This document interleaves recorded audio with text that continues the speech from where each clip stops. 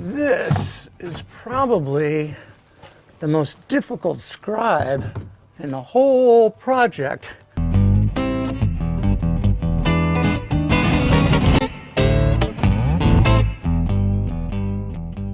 gonna get it in as snug as I can and pull them apart right here in the center so they're pushed against both sides. And I want to make sure that I keep this edge flush. It's going to be really important when I go to use this template so that I have a nice flush edge on both pieces, because I'll have the top shelf and the bottom shelf, because I'll be making this headliner shelf out of 2 pieces of plywood, 1/2 inch plywood on the very top of it and 1/4 inch on the bottom of it, and it'll be sandwiched in between like a torsion box so it'll never sag. So now I've got this thing in here fairly snug. I'm going to finish the scribe, and don't expect you're going to get this in the first or second scribe or even the third one. This is one of those situations where you got to really exercise some patience, and it's definitely worth it, because if the piece fits in eventually, even if you have to cut it 5 or 6 or 7 times, once it fits in there, the feeling is just so fulfilling that it fits nice, and you were patient and you work through the issues and the problems. It's just one of those things a finished carpenter really lives for. So this may seem like a real tricky, kind of advanced thing to do, but really, I'm just using a compass here with a lead pencil in it, and I'll squeeze it shut so I'm right on that darker line, right there. And that'll be my cut. I'll make it real dark because I got a few lines there. And then I'll just run that scribe right along there. And it has to go all the way back in here too.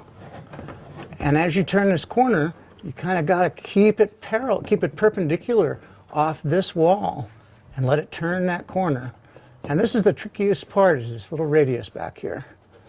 And that should do that. Now, the beauty of this is you can scribe each end over and over and over. It doesn't matter how many times you do it, because you can just keep spreading these 2 pieces apart till you get the nice tight fit, and then mark exactly where they overlap, so in case they come loose, you'll be able to put them back together exactly in the same position, and then scribe your finished shelf so it'll right off this template. I'm using a Bosch jigsaw. I probably showed this before, but I'll show it again. I glued a piece of 1/8 inch plywood to the bottom of the jigsaw base right here. You can see this pretty clearly.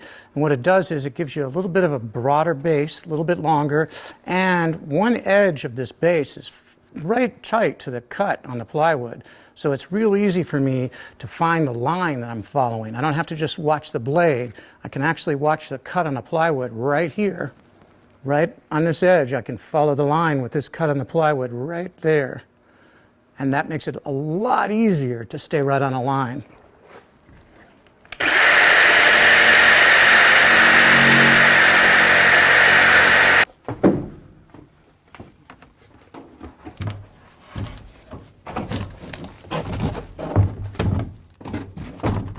Let's see how it fits this time. And I got to spread these apart because I took a little bit more off. So each time you cut them and each time you fit them, you're going to have to spread them apart and keep them flush. Oh, that looks sweet. So there's the left side, and it's pretty tight. Let's take a peek at the right side too. And there's the right side, and it's pretty tight too. So I drew a couple of registration lines on each end, right here where the metal ends, so I can rip this whole template off straight across those registration lines, and that'll be the front edge of the finished plywood shelf too. When I said template, I meant it. I'm taking 2 more clamps, and I'm clamping this template right at the registration marks, so the registration marks are dead flush with the front edge of this piece of plywood, because that's my finished shelf. I'm going to slide that back just a little bit more, and then I can take a pencil and just trace this template all the way around, and I'm pretty much guaranteed that my shelf will fit in there nice and sweet.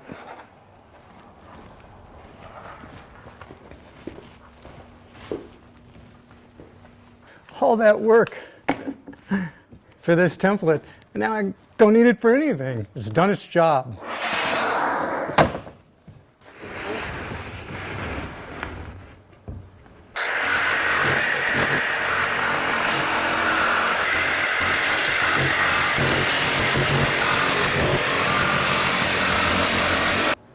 So you'll notice I stopped my saw right here for a reason.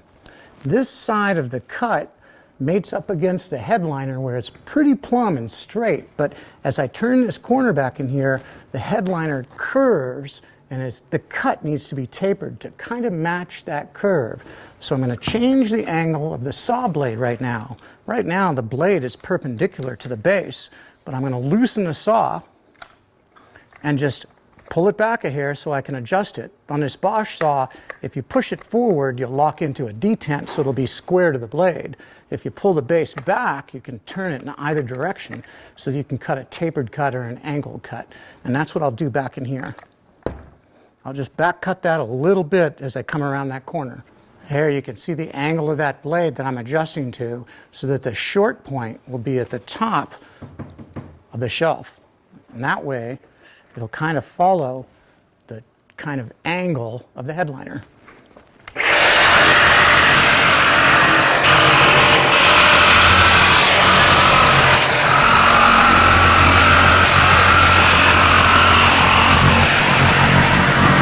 So I already scribed in this wall. I've just got the panels temporarily clamped together because I'm going to make a cap that goes through here, and you'll see all of that later. But the point I want to make right now is scribing and how important it is, and actually how rewarding and fulfilling and awesome it is for a finished carpenter to be able to scribe stuff. All it requires is patience and a set of scribes, and it's pretty simple. You can't use a level in here though, and I've said this before.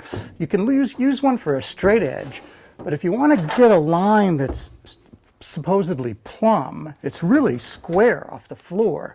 So that's why I made this kind of absurd looking square, so I can lay out my walls with it. And I've used it to position this piece of backing here that I've counterbored and screwed right into all of the metal struts and the supports in the side of the truck here. So that thing's in there perfectly. I've even measured it so I have exactly 28.5 inches at the top and the bottom. So that's what I use this square for.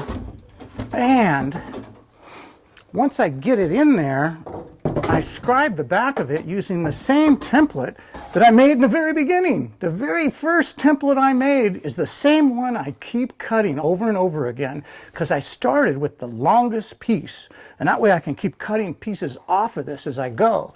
So I made this template and I cut it off, and that's how I got the scribe on the back of my backing as well.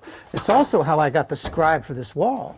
You can see I added a piece of 1/4 inch to the top of it, and I just glued this on with 2P10, glued it onto this piece here so that I could get a good fit along the ceiling as well. So this can fit against the wall and project out across the ceiling, so I can cut a perfect piece for this. When I cut the 1/2 inch Baltic birch plywood, I want those pieces to fit in perfectly every time. That stuff costs money. The 1/4 inch stuff, it's just scrap, so it doesn't matter. So now I'm going to use the same template again, and this might be the last time I use this one. I used it once over here for this little short wall, and we used it for this short wall. I used it for this wall on the side of the shower, and this is probably the last time I use it. It fits in right here, and I've already scribed it to fit, and it fits in here perfectly tight against the back of the truck, the back wall of the truck too. The trouble is, it doesn't fit the bottom, the wheel well. And in order to do that, sometimes, just like with this piece that I added to the top, sometimes it's easiest just to take a separate piece, scribe it to the bottom, and then glue it to the main template as well. And now you've got a template that's good on all 3 sides, sometimes 4 sides. But in this case, I'm going to sneak down here right now and scribe a piece that'll fit that wheel well. I cut this piece a couple of times already. I think actually 3 or 4. And that's what I mean by patience. And I've just got to take a little bit more off of this. It needs to come up against that wheel well just a little bit tighter right there. So I'll take my scribes. I've got them spread just enough So I can slide this in about another 3/16 of an inch, and I'll make that cut.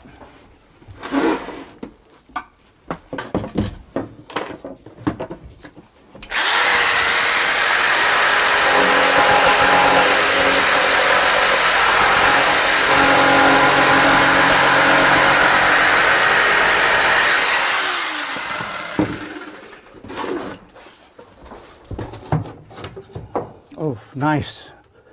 That's it. Now I can take the main template, hold it up against this one, and put them both together and glue them. Then I can remove the whole template, lay it on top of a sheet of 1/2-inch Baltic birch, and have a perfect fit once I cut that piece of Baltic birch.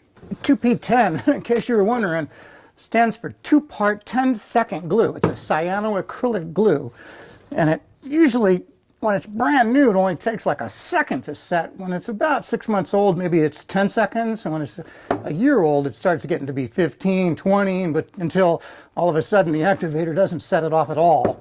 But the glue will still set. It'll just take a long time, kind of like aliphatic glue, like wood glue. And that's it. This thing's all glued together. And I can lay this down on a sheet of plywood and make my panel. I got this end flush, and it's flush right here. And that means I can check it. Now remember, when I first made this first template, I used that homemade square to make sure that this edge of the template was square to the floor when I set it against the wall. So I can use that edge and parallel off of it. It's 12.5 to this front edge, which is the finished edge of my panel, and it's 12.5 also from up here. So I'm set to go. This thing's perfectly parallel to the front edge, which means it should fit in that opening just right. Here's that bottom scribe around that wheel well. And then there's nothing to cut in here because it's against the side of the truck, and really, I don't even know if I need to make that cut. I don't think so. I think there's a little beam right there, and it comes all the way up to here, and then I don't need this cut. Remember, this one right in here was for one of the other little locations, so I'll just take my square and continue that line. And remember, this is the side of the truck, so I don't have to be tight against it. I just want to be close. And then now we're coming across the top of the truck right there. That's the whole piece, all sides at one time. Now I just have to cut this out with my jigsaw and slide that thing in there.